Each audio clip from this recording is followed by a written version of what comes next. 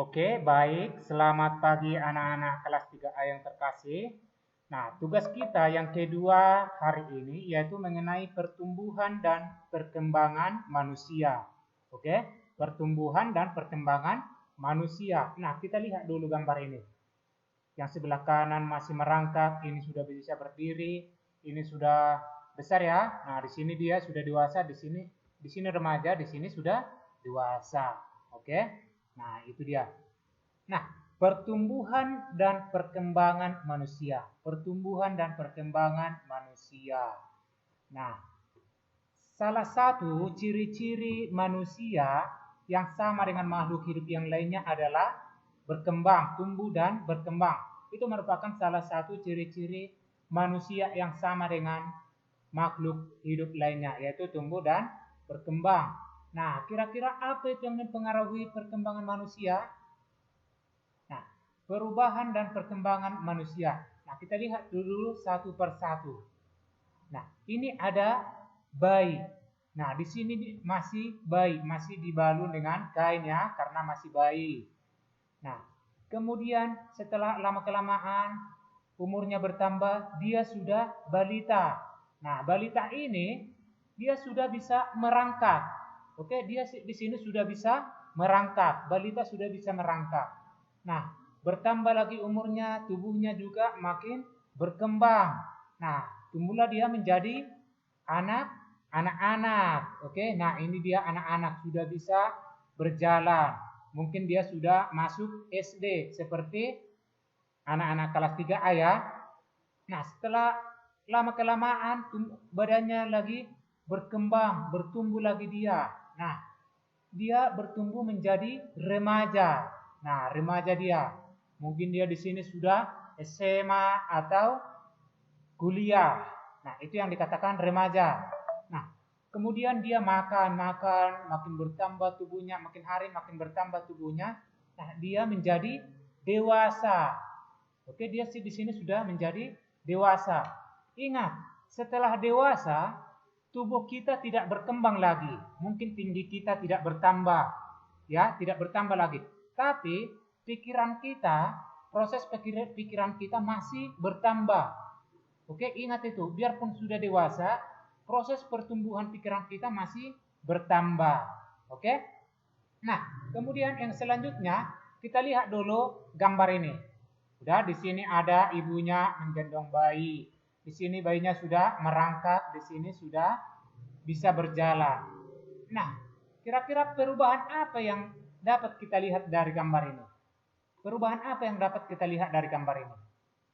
Nah, perubahan yang dapat kita lihat adalah atau yang terjadi saat bayi di sini kita belum bisa berjalan, Nah, setelah lama-kelamaan tubuh kita semakin tinggi, nah semakin besar, kita sudah bisa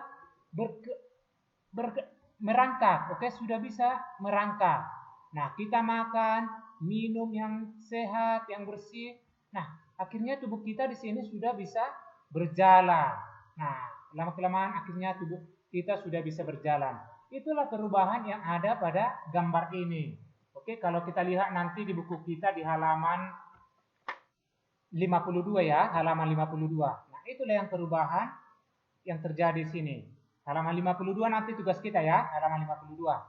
Nah, kemudian kita lihat lagi gambar ini. Di sini masih minum susu. Di sini sudah bisa makan nasi dengan sendiri. Nah, perubahan apa yang terjadi di sini? Perubahan apa yang dialami di sini? Oke, nah perubahan yang dialami oleh gambar adalah waktu kecil kita hanya bisa minum susu. Hanya bisa minum susu. Nah, kita minum susu, tubuh kita makin berkembang lama-kelamaan, akhirnya kita bisa makan bubur, ya kan? Sudah bisa kita makan bubur. Nah, kemudian tubuh kita berkembang, akhirnya di sini sudah bisa makan nasi dengan sendiri. Nah, itulah perubahan yang ada di gambar kedua atau gambar ini. Nah, itu nanti yang di halaman 52 tugasmu ya. Nah, sekarang kira-kira faktor apa yang mempengaruhi berkembang tubuh itu? kita dari kecil bisa digendong, nah makin bisa merangkak, bisa berjalan hingga dewasa. Kira-kira faktor apa yang mempengaruhi perkembangan tubuh kita? Udah? Faktor apa? Nah, ada beberapa faktor yang mempengaruhi perkembangan tubuh kita. Nah, yang pertama adalah faktor keturunan. Oke, ada faktor keturunan. Nah, misalnya bapak kita atau mama kita tinggi, maka kita juga pasti anak-anaknya akan tinggi. Nah, itu artinya faktor keturunan. Kalau badan atau tulang-tulang bapak kita atau ibu kita besar, maka tulang-tulang kita juga sebagai anaknya pasti akan besar. Oke? Nah, faktor yang kedua adalah makanan. Oke? Nah, makanan. Kalau kita memakan makanan yang sehat, yang bergizi, maka tubuh kita akan tumbuh dengan sehat dan besar. Oke? Nah, faktor makanan juga mempengaruhi. Nah, bisa pikiran kita juga akan semakin berkembang atau pintar kalau makanan yang kita makan sehat dan bergizi. Nah, faktor yang selanjutnya adalah cahaya matahari. Nah, kalau kita sering kena sinar matahari, maka tubuh kita akan sehat.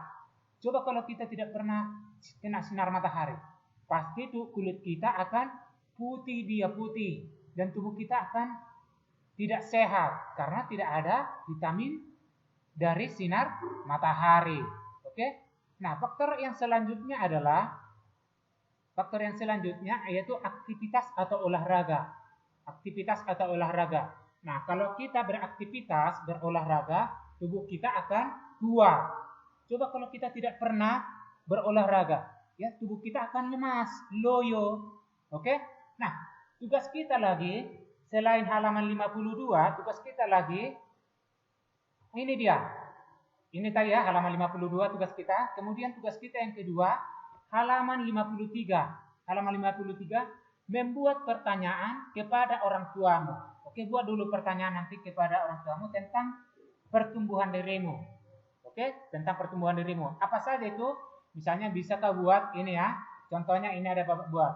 Halo ibu, bagaimana kabarnya? Nah, tanyalah ibumu. 1. Apa tubuh saya berkembang? Coba tanyakan orang tuamu, apakah tubuhmu berkembang? Nah, nanti orang tuamu yang menjawab. Nah, kemudian nomor 2, ini contoh ya. Apa yang mempengaruhi saya berkembang? Apa yang mempengaruhi tubuh saya berkembang? Nah, bisa itu. Nah, kemudian nomor 3, sejak kapan saya bisa berjalan?